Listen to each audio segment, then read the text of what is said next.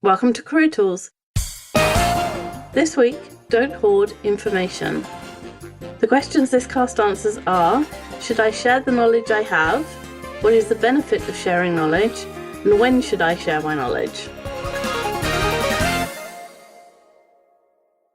Sarah, they say, knowledge is power. And some people use it that way. Some people have the information that they have a secret way of doing something, or they have some information about how somebody works, or they have some relationship with somebody somewhere in the organization that helps them out. And they keep that information secret because they think it's a competitive advantage, and they're competing with their peers. And because it's a competition, you want to keep your things secret. But that's not advantageous to you, actually. Even though it might be a competition, it's not advantageous to you in the long run. It's not advantageous to the team, and it's not advantageous to the organization as a whole. So we're going to tell people not to hoard information. And the opposite, sharing information, is actually more beneficial than hoarding it. And hopefully we'll be able to persuade people of that while we're going through this guidance. So what are we going to cover? All right. We're going to cover number 1, don't hoard information. Number 2, value share. Then number 3, share your network. And number 4, share proactively. So to start, don't hoard information. Information has value. And there are laws against certain information in certain ways, against using certain information in certain ways, I should say, such as prior information on the stock exchange, because that information has such value. It doesn't have to be information that will move the stock exchange to matter. In fact, most of the information we have is minor, but it's still valuable. Exactly. Most of us don't have insider trading knowledge that will make waves on the stock exchange, but most of us have information from experience, from the way we've been doing things, or from somebody has told us that is useful. Mm-hmm. For example, we could have a shortcut for getting something done. We know something about a way that someone works, which would allow us to get what we have or to get what we need more often. And we might have access to a database, which gives us more information than our peers have. It might be as minor as knowing that someone is going to leave early that day, and if you need something from them, then you need to ask them slightly earlier than you would on another day. Yeah, really minor things. So, if you know that you want to go on vacation and your boss has to sign it off, and somebody knows that your boss is leaving at 3 and you don't, and you think I'll go at 4, and you've gone at 4 and then he's not there and you can't sign off your vacation. It's okay, it's minor, and it's irritating, but maybe there's some kind of deadline and now you've missed the deadline, or because somebody had the information that he was leaving at 3 and you didn't. So in a customer service role, we might have collected a number of phrases which cause customers to calm down and start listening to solutions that we have for their problem. There's a podcast that we have that's called You Did Not Demonstrate, which is one of my favorite phrases when I'm talking to candidates after interviews. Instead of saying you don't have whatever skill, I can say you did not demonstrate that skill. And it's a different tone, it's a different, and what I'm saying is I didn't see it in the interview. You might have it, but I didn't see it, and it's far more precise, and it helps with that giving of feedback that people find uncomfortable and can be quite angry at. And so those kind of phrases, if you have those kind of phrases, you might have collected a few of those, and that's your piece of information that you have that nobody else has. It could be code snippets. It could be an email address that gets somewhere more quickly. There's all sorts of things in organizations. Information doesn't flow as cleanly around organizations as it should, or as it might do. And if you're a person there where the information has got stuck, you've got information that other people don't have. Right. So don't hoard that information. Right. It might help every time you need to get something done that you have a shortcut to do it. But keeping it to yourself is giving you a tiny amount of value that you could get from it if you shared it. And we're not talking about secret information here. We're not talking about you knowing somebody's going to be fired, or there's a layoff, or there's a reorg coming, or something that you've been told this must be kept confidential. Don't tell anybody this. We're not talking about that kind of information. We're talking about minor information that helps people with their workload or workflow, not, big organizational information. If you're in HR or in the legal side of the business and some other departments, there's information that you cannot share. And we're not saying share that information. We're just saying share information that you're allowed to share. Then the second part is value sharing. As much as you value the information itself, being a source of information actually makes you more valuable in the organization, not less. So Helga, for example, has a swipe file of quick answers to common customer service queries, and she's created it over the past 2 years that she's been in her customer service role with that organization. Now, her file, it's so good that she's among the top customer service people on the team. Also on that team is another individual by the name of Susan, and she's also got a swipe file, but it's not quite as good as Helga's because maybe she's only been in her position for a year, so half that amount of time. And her scores are high, but they're not as high as Helga's. She's only been there for half as long. So we've got this team. Helga has this awesome swipe file and she gets the best customer service scores. Susan has a less good swipe file and her scores aren't quite as good, but they're still good. And they're both in the same team. Mm-hmm. Now, none of the team know about Helga's swipe file because she's never told anybody about it. And she doesn't share from it when someone needs help. Susan, on the other hand, sends hers out every quarter with a note to the team saying, "Hey guys, this is my swipe file. I don't know if you'll find it useful, but I wanted to share it just in case." Right. So Susan's swipe file may not be as good, but it's being shared with the team. Helga's is the best, but it's only for Helga. Mm-hmm. Now, which of those two employees is going to get a better score as a team player on their year-end review? It's got to be Susan, right? Because right. She's swearing. She is the one who is sharing. And maybe her overall performance isn't as good, but she's the one who's going to be noticed because she's sharing information with her team. She's the one who's going to be praised because sharing information and helping out the rest of your team is a good thing. And potentially she could be promoted over Helga, even though Helga has better scores, because Susan is a more well-rounded member of the team. If you promote Helga, that Helga will keep what she has to herself. Whereas, if you promote Susan, she's going to affect even more people because you've added a layer so then she interacts with more people and she's the kind of person who shares information and therefore the organization will benefit. And a lot of the times when people say, oh, so-and-so was promoted and it's not fair because another person gets better scores or is a better coder or is a better accountant, makes less mistakes. Sometimes it seems like it's not fair because that person doesn't get promoted, but promotion isn't necessarily all about the detail of what you get done. A lot of it is about teamwork. If you want a job without a team, like this, you're done because even if you work for yourself, you've still got customers. So teamwork is really valuable. And if you're showing that teamwork, then that is one of the signifiers of promotability. Yes, that's why so many people get promoted unfairly. Mm-hmm. Yes, objectively, Helga is better than Susan. But Susan is contributing far more to the greater good of the team. She is potentially bringing everyone else's scores up, not just her own. Every time Susan gives someone else a piece of information that helps them, that person's scores go up as well. So she is the rising tide that's lifting all boats. Absolutely. Alrighty. Then the next piece is share with your network. Sharing generously with your network increases your value within the network and outside of the network. In the same way that Susan is more valuable in her company than Helga is, you can be more valuable in your network than others by passing information on. So there's this theory called the 6 degrees of separation that says that there are no more than 6 links in a chain between any two people in the world. So, for example, if I'm trying to get in touch with Dave, I would be able to contact him. It has to be a specific Dave. I would be able to contact him in less than six links, even if I don't know him right now.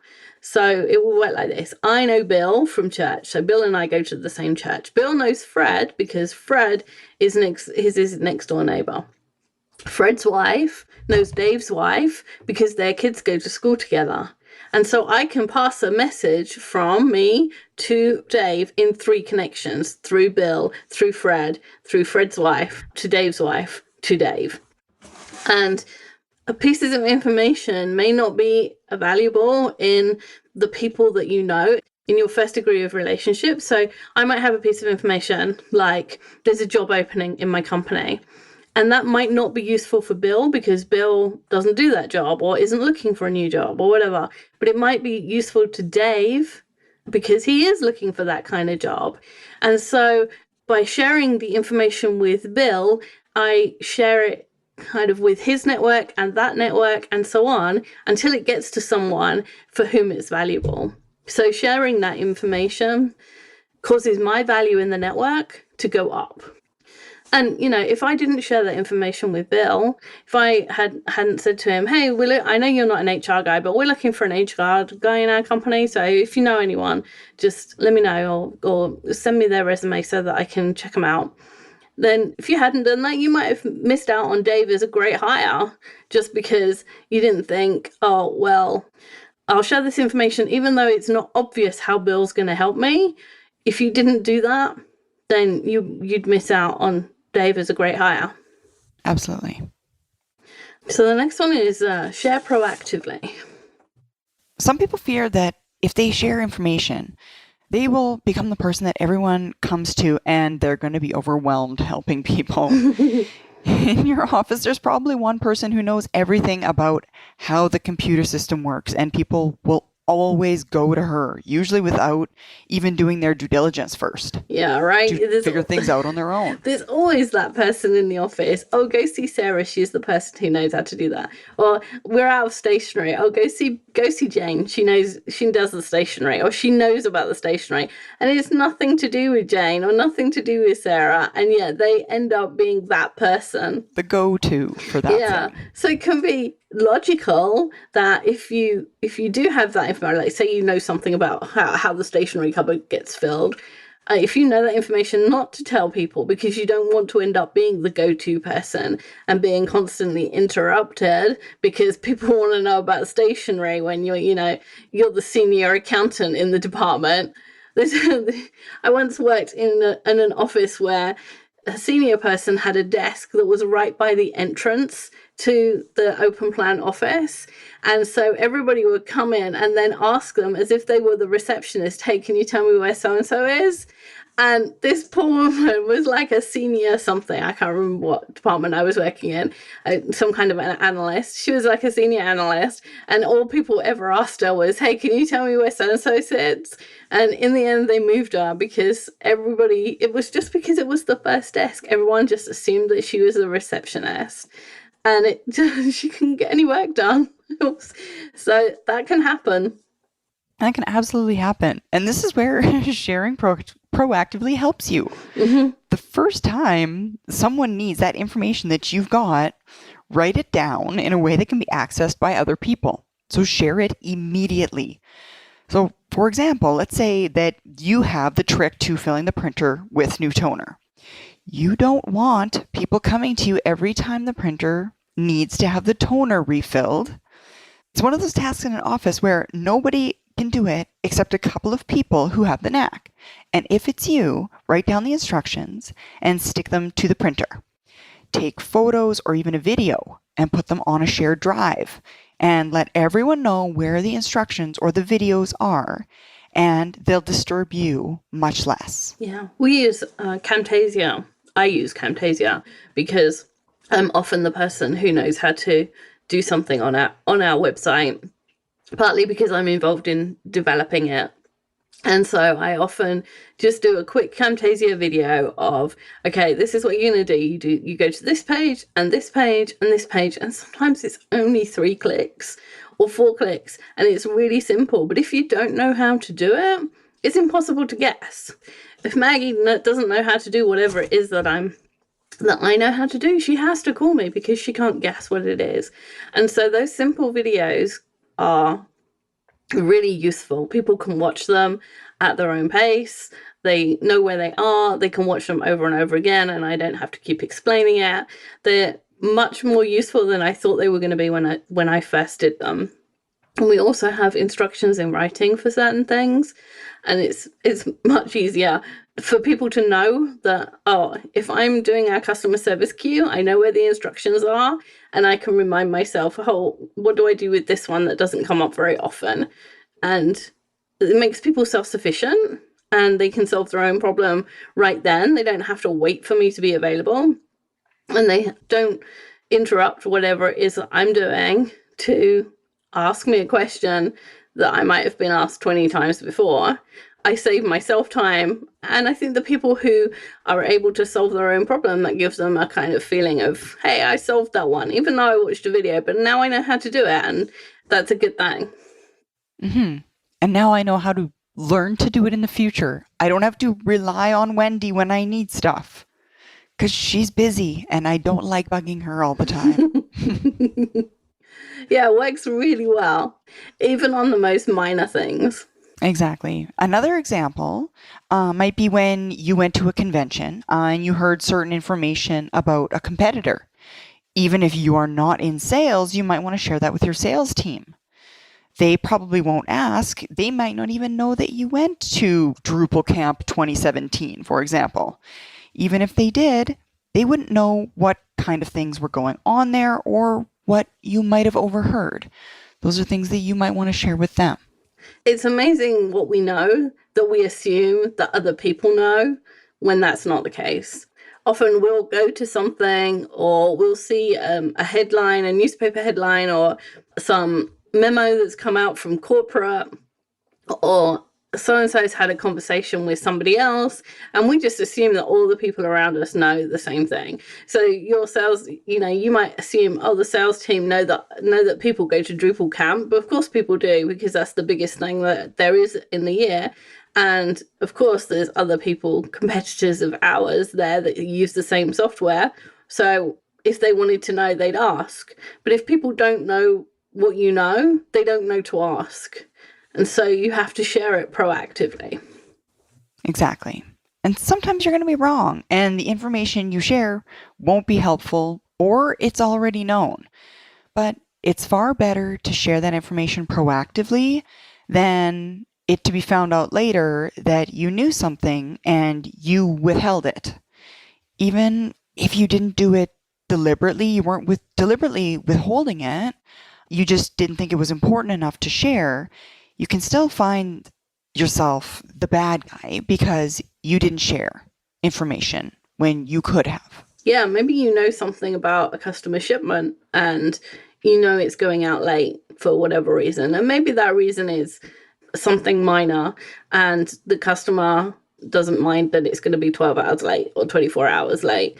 So it's all, there was a hiccup, but it's all going to go smoothly. But if you don't tell someone, that some of the people that need to know that shipment is going out late, then the trouble you'll be in for withholding that piece of information is far greater than the trouble you're going to be in if you go and tell someone, hey, I just want to give you a heads up. This is going out 24 hours late. This is the reason. This is how we're going to fix it. I've talked to the customer. The customer's okay with it. It's a much smaller deal than, say, your manager finding out a week later that shipment went out late and you didn't tell them.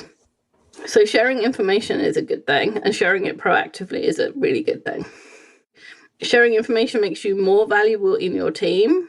So just remember, if you have a piece of information and you're thinking, I don't know whether it'll be useful to other people or not, just remember Helga and Susan and share the information, because Susan was more valuable than Helga just because she was sharing information. And don't share company secrets. Don't share stuff that you've been told confidentially that you can't share. but share everything else proactively. And being the person who knows stuff is a really valuable role in a team. It might not get you a pay rise, but it gives you a lot of exposure, and people start to know who you are, and people knowing who you are is a really good thing for your promotion prospects. So share information, don't hoard it, share it. Thanks, Sarah. Thanks, Mandy. I hope that was helpful and that you're not hoarding any information. We'll be back next week.